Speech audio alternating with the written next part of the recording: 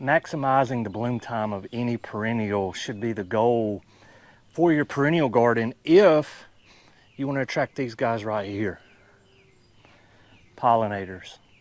We can maximize the amount of bloom on these salvia and other perennials in this garden if we renewal prune them about halfway through the blooming season. Hey, I'm Dr. Tom Warren and you're watching The Plant Doctor. What I want to go over today is how to prune salvia to make it bloom from April all the way to the first frost, which for me is sometime in late October, early November. Let's get started. So I'm doing this in early July, and really all you need is a good sharp pair of hand snips.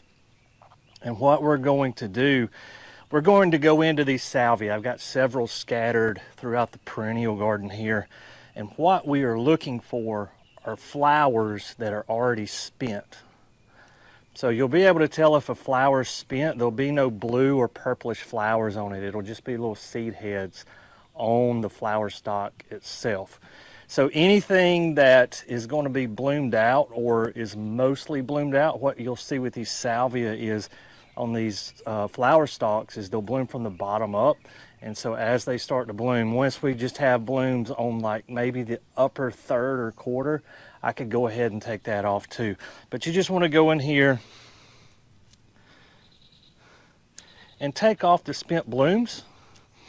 The ones that are not spent, or we'll say the ones that have 2/3 spent or more, we're going to remove. Ones that are less than 2/3 spent, we're going to leave, because I don't want to go through and cut all of these flowers off. Reason being is I'm trying to help the pollinators with this, so we're going to leave some of the flowers on for the pollinators. And as those flowers fade out, we'll have the new ones coming on where we have pruned.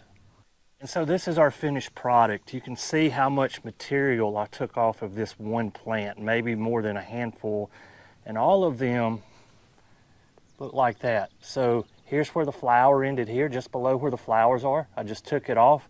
You can see here, there's only one little flower left on that one.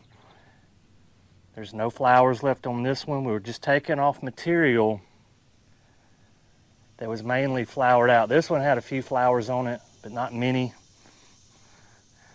And that's it. If you go through and do your salvias this way in mid-July, even into like the first part of August, you'll get another flush into September and October on your salvia. It prolongs the flowers in your garden, also helps those pollinators out as well. Guys, as always, thank you for watching The Plant Doctor, and until next time, happy gardening.